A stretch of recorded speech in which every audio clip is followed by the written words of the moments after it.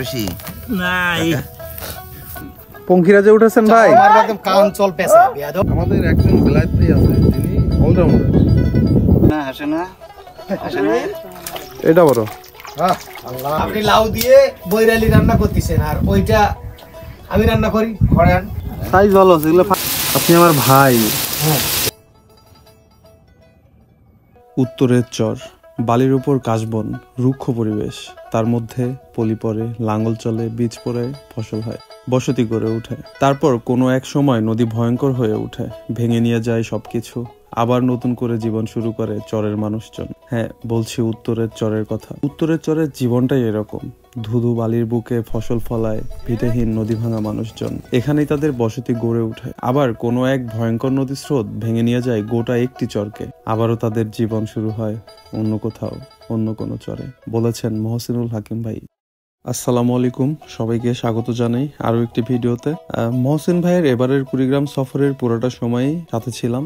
আমরা গত 3 দিন নদী থেকে নদী, চর থেকে চর, চরের বৈচিত্র্য, চরের মানুষের জীবনযাত্রা, মাছ ধরা, এগুলো দেখলাম। সীমান্তবর্তী চর আইরমারিতে আমরা গত 2 দিন থেকে অবস্থান করতেছি। আমাদের উদ্দেশ্য ছিল বড়শি দিয়ে মাছ ধরা, কিন্তু আমরা এটাই ব্যর্থ হই। আজকে আমরা সিদ্ধান্ত নিলাম আমরা আইরমারি থেকে চলে যাব মাদারগঞ্জ বাজারে। মাদারগঞ্জে গিয়ে আমরা রাতে থাকবো এবং সকালে জেলেদের জীবনের গল্প শুনবো। তো মাদারগঞ্জ পৌঁছাতে আমাদের সন্ধ্যা হয়ে যায়। আমরা রাতে খাওয়া দাওয়া করে ঘুমিয়ে পড়ি। শুভ সকাল। মাদারগঞ্জে সকাল হলো। জেলেরা সারা রাত ব্রহ্মপুত্র, গঙ্গাধর, শঙ্কোষ, দুধকুমারে মাছ ধরে এই মাদারগঞ্জ ঘাটেই নিয়ে আসে এবং এখানে নিলামে বিক্রি হয়। আমরা নিলাম থেকে কিছু মাছ কিনে নিলাম আমাদের খাওয়ার জন্য। 1800 টাকা 1810 10 টাকা 10 টাকা 10 টাকা 10 টাকা 10 টাকা 10 টাকা 50 টাকা 50 টাকা 50 60 বৈরালি আছে 60 টাকা। সাইজ কেমন হবে? ফাঁসির মাছ নাই।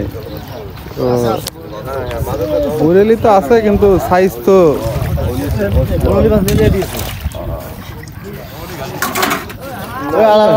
বাচ্চা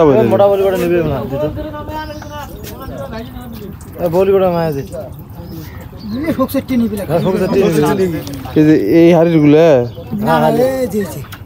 ওটি বৈরালি মিশাল আছে।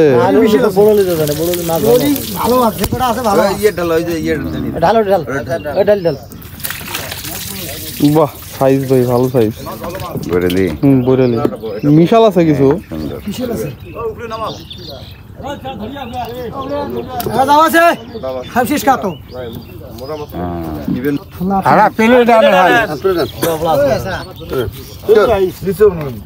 সাইজ ভালো আছে, এগুলো ফাঁসিতে বসতো না। 180 আমার বাসা ভ্রুঙাবাড়ি। আপনি লাউ দিয়ে বৈরালি রান্না করতেছেন আর ওইটা আমি রান্না করি খড়ান। ঠিক আছে, খড়ানের সমস্যা। ভাই, আপনি আমার ভাই। আপনি সুন্দরবনে গিয়ে আমাকে মধু আর শুটকি পাঠায় দিয়েন। টাকা পাঠাই দিলে সত্যি মনে। আপনি তো আমার ভাই হন, টাকা দিতে হবে। হ্যাঁ, ভাই দেবে আগে। ভাই চিনলেন না? না, ভাই আগে টাকা দিবে। আগে টাকা চিনলেন ভাই? তার কারণ হচ্ছে আমার তো কালেক্ট করতে হয় একসাথে অনেকগুলো টাকা লাগবে, তখন তো ভাই পাই না টাকা। না, আপনি ডাকবেন, যাবো মধু কাটতে। ওরে বাবা, উনি মধু কাটতে যাবে? মৌয়াল কি মনে হয় না? এইটা আপনার চর অঞ্চল না, পারবো না। না পারবেন না কেন? মানুষ পারে না এমন কিছু আছে না। আমি কি ছোটবেলা থেকে একেবারে বাইরের গর্বের থেকে শিখে আসছি, সেটাই আস্তে আস্তে শিখছি। ভাই তো ভাই, টাকা তো ভাই 2 দিনে। না, এখন টাকাই ভাই।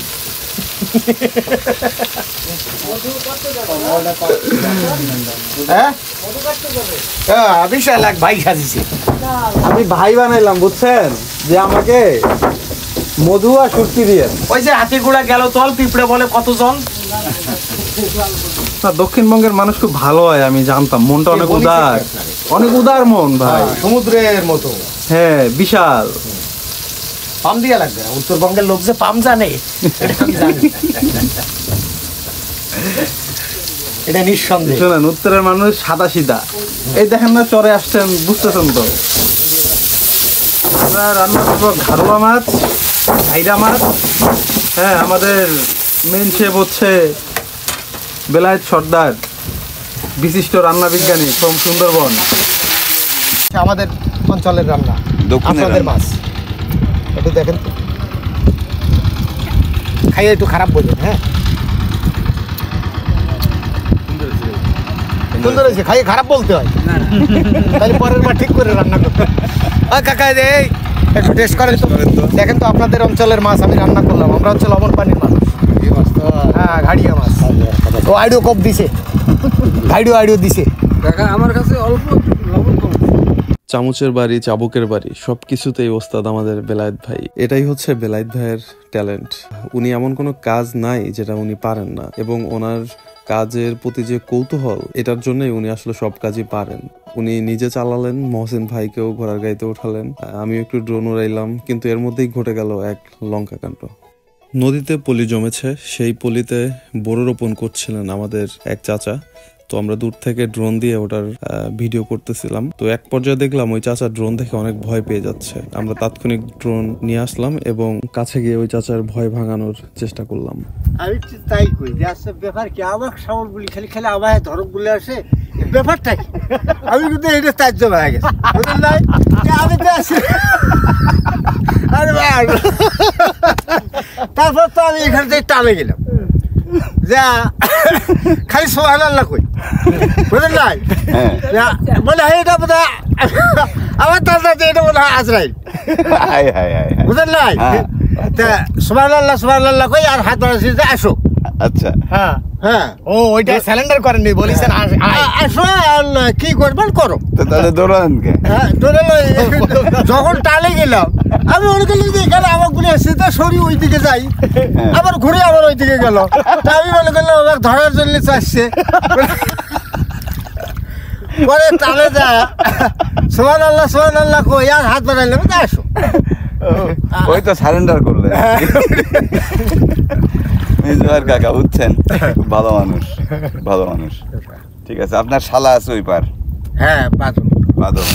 আমরা খোঁজ খবর নিয়ে আসছি, যদি আবার মারে টারে তখন তার পরিচয় দিব। ওনাকে নিয়ে আসতে চাইছি যে আমাকে তো মারবে, যে আমরা এই কাম করেছি, তাকে খাওয়া দিছি। না, আমি কিন্তু ওইটা ধান্দা করে হইলে এটা কি জিনিস আমি আশ্চর্য দিলাম, আমার জীবনে সে জিনিস দেখি না। আমরা চিন্তা করলাম যে রেগে মেগে আছে, যাই দুলাভাই ডাকবো আপনাকে, বুঝছেন? চলেন চলেন চলেন চলেন। আমাদের একজন বেলায়েত ভাই আছে, যিনি অলরাউন্ডার, প্রো প্লেয়ার, এমন কিছু নাই যে জানে না।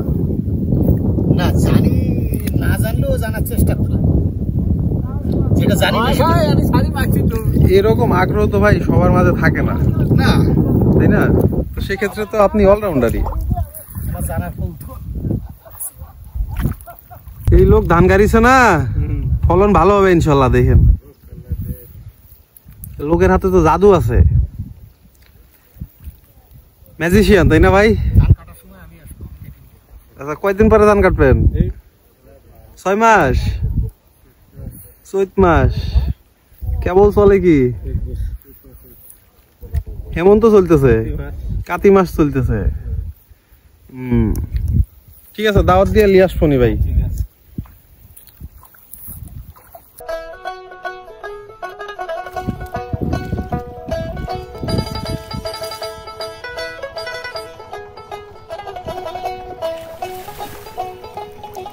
বেলায়েত সর্দারের রান্না করা ঘাইরা মাছের ঝোল আর আমাদের বাবুর্চি কাকার রান্না করা লাউ আর মাছ দিয়ে ভরপুর ভাত খেয়ে আমরা একটু রেস্ট নিলাম।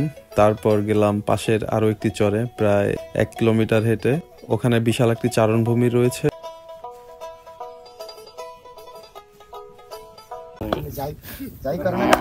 এইটুকুর মধ্যেই থাক, এই লাথি দিবে, দেখছেন? ও লাথি দেওয়ার প্রস্তুতি নিতে থাক থাক থাক, দরকার নেই। দেখছেন পঙ্খিরাজে উঠেছেন ভাই? আমার একদম কান চল পেছে বেয়াদব। পঙ্খিরাজ না, এটা পঙ্খিরাজ না, এটা পছন্দজনক ঘোড়া না। হ্যাঁ, একটু দুষ্টু। ওইটা ঠিক ছিল। আমি একটু উঠি। হ্যাঁ, নিতে পারবে? করে আমি উঠবো। লোড নিতে পারবে কি? নিতে পারবে, সমস্যা আমি নেই। কিন্তু 80 লোড নিতে পারবো। 80 কেজি হলে সমস্যা নেই। 100 কেজি হলে সমস্যা 27 মন টানে 100 আরে কেজি এদিক হলে দিয়ে সমস্যা নেই। ক্যামেরা অন করে ভাই আপনি আবার কোমরে ইয়ে করেন না ছাতাটা খুলে নি না ভয় পাবে। এদিক দিয়ে, এই গরুরে গোসল করাবা না? এদিক দিয়ে আসে, এদিক দিয়ে। জায়গা নাই সেরকম। এই যে লেক তো পাশে, এই যে লেক সুন্দর। ভাই ওই দিক থেকে না, এই দিক থেকে লাইট ভালো পাবেন। ধরে রাখো আচ্ছা। এই দৌড় দেখেন, এই দৌড় দিলে কিন্তু আবার সহ নিয়ে দৌড় দিবে। কো বেলায়েত ভাই, বেশি কথা বলেন না। এই যে আপনার ঘোড়া আসছে। ধরো যাই তুমি ধরো। হ্যাঁ, নামো। ডাকে কে?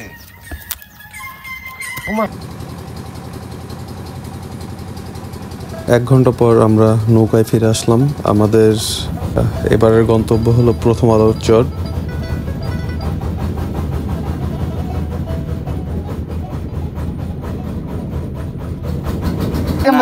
হাসে না হাসি বেড়ানো নাকি? রস বেশি ভাই কালারে মিলতিছে না, বুঝলেন? একজন চকলেট, একজন বেলজিয়াম। এই যে গাছ তুলে দিলাম কয়টা, ঠিক আছে। দোয়া করেন একটা 10 কেজি সাইজের আইরি আল্লাহ আছে আরে জাল তুলবে না? না, ওরা তো টের পাইছে। প্রথম আলোর চরে এসে আমরা এক অদ্ভুত রকমের মাছ ধরা দেখলাম। সেটা হচ্ছে ডুবুরি দিয়ে মাছ ধরা। এক প্রকারের শ্যালো মেশিনের সাহায্যে অক্সিজেন উৎপাদন করে দুজন পানিতে নেমে গেছে।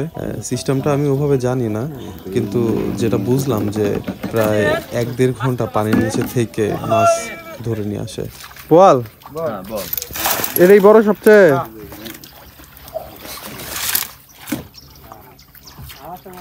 এটা বড়। আল্লাহ 3 কেজি হবে, 3-3.5 কেজি। কোনটা? এটা এই যে 4.5 কেজি নিচে ওনাবো। 4 কেজি 4.5 কেজি নিয়ে ইয়া বলে পাইছেন আইর, আইর আছে কই দেখি। কুড়িগ্রামের চরগুলো যেরকম বৈচিত্র্যে ভরপুর, তেমনি রয়েছে দুঃখ, কষ্ট, নদী ভাঙন, বন্যা, চিকিৎসা, শিক্ষা। তো বিদায় নিচ্ছি আজকের ভিডিও থেকে। দেখা হবে নতুন কোনো ভিডিওতে, নতুন কোনো চরে। সবাই ভালো থাকবেন। আল্লাহ হাফেজ।